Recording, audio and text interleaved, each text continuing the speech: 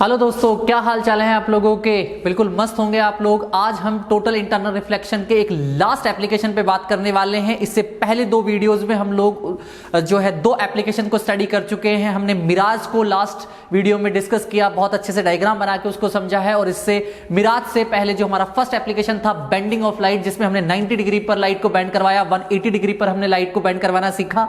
आज हम जो नए एप्लीकेशन की बात करेंगे वो होने वाला है हमारा ऑप्टिकल फाइबर। दोस्तों, ऑप्टिकल फाइबर भी टोटल इंटरनल रिफ्लेक्शन का एक बहुत प्यारा सा फिनोमिना है। ठीक है, तो आज हम उसके मैकेनिज्म को समझेंगे। आज के जो वीडियो है उसमें मैकेनिज्म की बात करेंगे कि कैसे एक ऑप्टिकल फाइबर वर्क करता है और हमारे रूटीन लाइफ में कैसे हम उसको यूज करते हैं। तो जो हमारा टॉपिक है वो रिटर्न करना स्टार्ट करें। लिखिए, आज का जो टॉपिक होगा वो होगा आपके पास में ऑप्टिकल फाइबर। ऑप्टिकल फाइबर की बात करेंगे आज की वीडियो में। ऑप्टिकल फाइबर की बात करेंगे। ये क्या है? एप्लीकेशन है, टोटल इंटरनल रिफ्लेक्शन का लास्ट एप्लीकेशन है। ठीक है, तो ये जो है एप्लीकेशन है, एप्लीकेशन ऑफ TIR का लास्ट एप्लीकेशन हम लोग जो है स्टडी करने वाले हैं। दोस्तों देखिए, ऑप्टिकल फाइबर की एक तो जरूरत क्यों पड़ी, पहले तो ये समझिए। ठीक है, और नॉर्मली अगर आप लोग थोड़ा सा जानते होंगे ऑप्टिकल फाइबर के लिए, तो हम लोग जो है कम्युनिकेशन सिस्टम में हम इसको यूज करते हैं, सिग्नल ट्रांसफॉर्मेशन में हम इसको यूज करते हैं। एक जगह से दूसरी जगह से जब सिग्नल या फिर डेटा ट्रांसफर करना होता है तो हम ऑप्टिकल फाइबर का यूज करते हैं। तो इसकी यूज की जरूरत क्यों पड़ी, पहले उसको समझते हैं।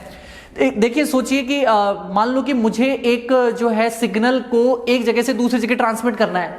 तो अगर मैं मतलब एक सिग्नल को ट्रांसमिट करूंगा किसी अदर प्लेस पे, तो जो है उस सिग्नल की कोई सिक्योरिटी नहीं है दूसरी जगह उसको कैप्चर करने की। मेरा कहने का मीनिंग ये है कि उस सिग्नल को अगर मैंने मतलब ट्रांसमिट कर दिया तो उसको कैप्चर करने के लिए बहुत सारे जो है रिसीविंग एंटीनाज अवेलेबल हैं। मतलब उसको उस सिग्नल को जो है कोई भी रिसीविंग एंटीना से क्या कर सकता है, कैप्चर कर सकता है, रिसीव कर सकता है और रिसीव करके यूज कर सकता है। अब मैं चाहता हूं कि मैं जो सिग्नल भेजूं किसी को, तो वो एक पर्टिकुलर जगह और एक पर्टिकुलर पर्सन के पास ही पहुंचे।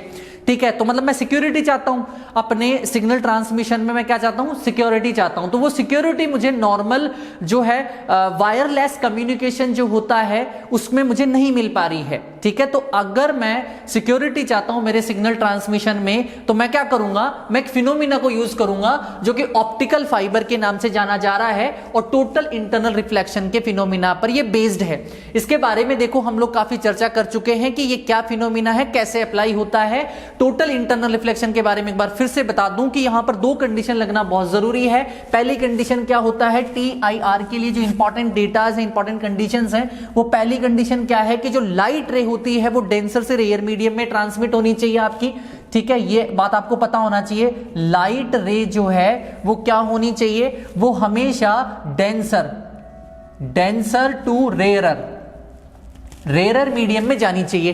पहला एप्लीकेशन तो ये होना चाहिए। और दूसरा जो एप्लीकेशन है, मतलब सॉरी, दूसरा जो पॉइंट है वो क्या होना चाहिए कि जो एंगल ऑफ इंसिडेंट की बात करते हैं अपन, एंगल ऑफ इंसिडेंट ये क्या होना चाहिए? ग्रेटर देन होना चाहिए, ज्यादा होना चाहिए। किससे? क्रिटिकल एंगल से। ओके, क्रिटिकल एंगल, इससे ये क्या होना चाहिए? बहुत ज्यादा होना चाहिए। दो कंडीशन लगी तो टोटल इंटरनल रिफ्लेक्शन का फिनोमिना हो जाएगा। और अब यही दो कंडीशन हम ऑप्टिकल फाइबर में लगाते हैं। तो देखो, ऑप्टिकल फाइबर है क्या फंडा, ध्यान से समझिए।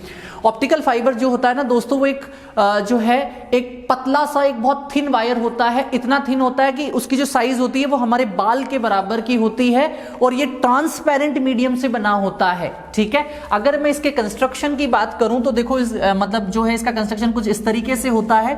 ये देखिए, ये कुछ इसका इंटरनल पार्ट होता है और इस इंटरनल पार्ट को हम कोर के नाम से जानते हैं।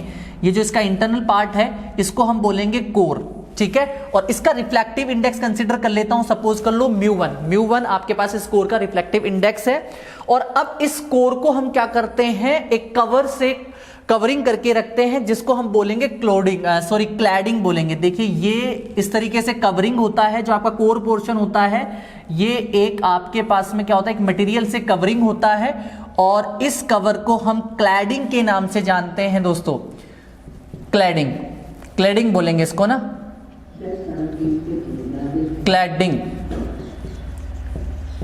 क्लैडिंग के नाम से हम इसको जानेंगे और इसका रिफ्रैक्टिव इंडेक्स μ2 कंसीडर कर लेंगे। ओके, अब ध्यान से सुनो, अब जो कोर का रिफ्लेक्टिव इंडेक्स है वो μ1 है और क्लोडिंग का रिफ्लेक्टिव इंडेक्स क्या है, μ2 है। अब देखिए, क्योंकि हमें ये दो कंडीशन लगानी है तो हमें क्या करना है, हम लाइट को एंटर करवाएंगे कोर के अंदर से। मैं इसके साइज की बात कर चुका हूं, इसका जो साइज आएगा ना वो हमारे बिल्कुल बाल के साइज के बराबर होगा। ट्रांसपेरेंट मीडियम से ये बना होता है, कोर भी ट्रांसपेरेंट मीडियम से बना होता है और क्लैडिंग जो होता है वो भी ट्रांसपेरेंट मीडियम से बना होता है। और जब हम इसमें लाइट एंटर करवाते हैं तो ये किस तरीके से, जो लाइट रे जब हम इसमें एंटर करवाएंगे ट्रांसमिट करने के लिए वन प्लेस से अदर प्लेस पे ट्रांसमिट करवाएंगे, तो ये कैसे बिहेव करना चाहिए, जो लाइट है वो डेंसर से रेयर मीडियम में जाना चाहिए। इसका मतलब ये हो गया कि आपके पास में जो रिफ्लेक्टिव इंडेक्स μ1 है वो क्या होना चाहिए, वो ग्रेटर देन होना चाहिए किससे, μ2 से ग्रेटर देन होना चाहिए। बात समझ में आनी चाहिए आप लोगों को, ठीक है। ओके, तो अब देखिए, जब मैं इसमें लाइट एंटर कराऊंगा तो देखो उसकी वर्किंग कैसे होगी। सपोज कर लीजिए कि मैंने इसके अंदर से एक लाइट एंटर करवा दी, ये लीजिए मैंने इसके अंदर एक लाइट रे एंटर करवाई। अब जब मैंने लाइट रे एंटर करवाई तो वो जैसे ही कोर के अंदर एंटर करेगी और कोर के सरफेस पर जाके जैसे स्ट्राइक करेगी तो वहां पे ये जो नॉर्मल है उस नॉर्मल के साथ में जो एंगल बनाएगी, आई जो एंगल बनाएगी, ये हमेशा क्या होगा, क्रिटिकल एंगल से ग्रेटर देन होगा दोस्तों। अब देखो यहां पर दूसरी कंडीशन लगी, देखो पहली वाली कंडीशन तो देखो डेंसर से रेयर मीडियम में लाइट जानी चाहिए, तो देखो जो कोर है वो आपका डेंसर मीडियम है क्योंकि μ1 ग्रेटर देन है μ2 से, और ये बहुत ज्यादा ग्रेटर देन है, मतलब μ1 जो है रिफ्लेक्टिव इंडेक्स वो बहुत ज्यादा बड़ा होता है μ2 के कंपैरिजन में। इसका फायदा ये होता है कि जो आपके पास में यहां क्रिटिकल एंगल होता है ना, इसकी बहुत मिनिमम वैल्यू आपके पास में अवेलेबल होती है, ठीक है। तो अभी देखिए यहां पे जो आई बना वो आपका क्या बना, क्रिटिकल एंगल बना। अब क्रिटिकल एंगल बना तो दूसरी कंडीशन यहां पर मतलब अप्लाई होगी, जो क्रिटिकल एंगल है, ठीक है, सॉरी, जो एंगल ऑफ इंसिडेंट है वो क्रिटिकल एंगल से ज्यादा बड़ा बन गया। अब बड़ा बन गया तो देखो लाइट क्या होगी, लाइट जो है वापस से बाउंस बैक हो जाएगी इसी मीडियम में और कुछ इस तरीके से ट्रांसमिट होगी, ठीक है। अब देखो ये जब कोर के दूसरे पॉइंट पर आएगी तो यहां पर ये फिर से नॉर्मल के साथ में जो एंगल ऑफ इंसिडेंट बनाएगी वो फिर से क्रिटिकल एंगल से बड़ा होगा, जैसे I1, ठीक है, I1 क्रिटिकल एंगल से बड़ा है, फिर इसने देखो I2 बनाया, ये क्रिटिकल एंगल से बड़ा होगा और इस तरीके से लाइट क्या होती जाएगी, ट्रांसमिट होती जाएगी। फिर देखो इसने यहां पर जो एंगल ऑफ इंसिडेंट है वो I3 बनाया सपोज कर लो, और इस तरीके से लाइट आपकी क्या कर रही है, किसी दूसरे जो है प्लेस पर इजीली ट्रांसमिट कर दी जा रही है by using of optical fibre. Okay, done बेटा। देखिए मैं फिर से रिपीट करता हूं, आपने क्या किया, ऑप्टिकल फाइबर की हेल्प से आपने लाइट रे को या लाइट सिग्नल को वन प्लेस से अनदर प्लेस पे ट्रांसमिट कर दिया, ठीक है। आपने क्यों जरूरत पड़ी इसकी, क्योंकि इसकी जरूरत मैं मतलब आप लोगों को बता चुका हूं कि जब हम वायरलेस कम्युनिकेशन करते हैं तो उस कम्युनिकेशन को कैप्चर करने का मतलब बहुत सारे ऑप्शन अवेलेबल होते हैं, मतलब उसकी सिक्योरिटी हमारे पास में अवेलेबल नहीं होती है। और अगर हम हमारे सिग्नल को सिक्योरिटी प्रोवाइड करना चाहते हैं, हम ये चाहते हैं कि हमने जो सिग्नल ट्रांसमिट किया है वो किसी पर्टिकुलर प्लेस पर ही जाके ट्रांसमिट हो, तो इसके लिए हम लोगों ने क्या, किस डिवाइस को यूज करा, ऑप्टिकल फाइबर को यूज करा। ऑप्टिकल फाइबर के कंस्ट्रक्शन की बात करें तो ये दो पार्ट में मिलकर बना होता है, पहला पार्ट आपका कोर होता है, दूसरा पार्ट क्लैडिंग होता है। कोर का रिफ्रैक्टिव इंडेक्स मैं μ1 बता चुका हूं, μ2 रिफ्रैक्टिव इंडेक्स क्लैडिंग का होता है और μ1 जो है वो μ2 से ग्रेटर देन है, ठीक है। और जब आपने इस तरीके से एक इंस्ट्रूमेंट रेडी कर लिया और इस इंस्ट्रूमेंट में जब आप लाइट रे को क्या करवा रहे हैं, एंटर करवा रहे हैं, तो देखो यहां पर क्या हो रहा है कि क्रिटिकल एंगल पर लाइट क्या होती है, इंसिडेंट होती है, तो वापस से बाउंस बैक होकर उसी मीडियम में ट्रेवल करती हुई क्या करती है, दूसरे प्लेस पर जो है अप्रोच कर जाती है, इजीली पहुंच जाती है। अब देखो इसके यूजेस की अगर मैं बात करूं तो इसके बहुत सारे यूजेस हैं, ठीक है। जो आपके पास ऑप्टिकल फाइबर है, अगर मैं इसके यूजेस की बात करूं, यूजेस, तो इसका यूजेस जो है वो डेटा ट्रांसफर में होता है, मतलब सिग्नल ट्रांसमिट कर सकते हो आप, ठीक है। तो सिग्नल ट्रांसमिट कर सकते हो, ट्रांसमिट, ठीक है, सिग्नल ट्रांसमिट में आप इसको यूज कर सकते हो।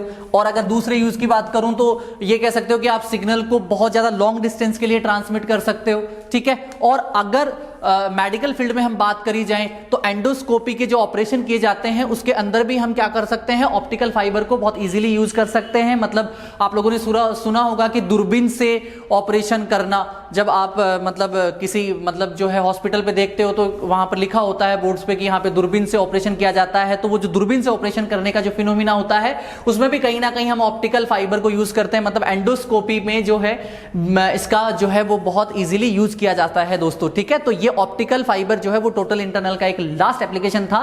ठीक है, यहां पर हम इस जो है अपने टॉपिक को कंप्लीट करते हैं। अब जल्दी ही हम एक नए वीडियो के साथ में आप लोगों के साथ में अप्रोच करेंगे, जो कि होगा अपीयरेंट हाइट, क्या फिनोमिना होता है, कैसे हम वर्क करेंगे। इसके लिए आप मेरे साथ कंटिन्यू कनेक्ट रहें और नेक्स्ट वीडियो का जरूर से वेट करें। तब तक के लिए व्यस्त रहें और मस्त रहें दोस्तों।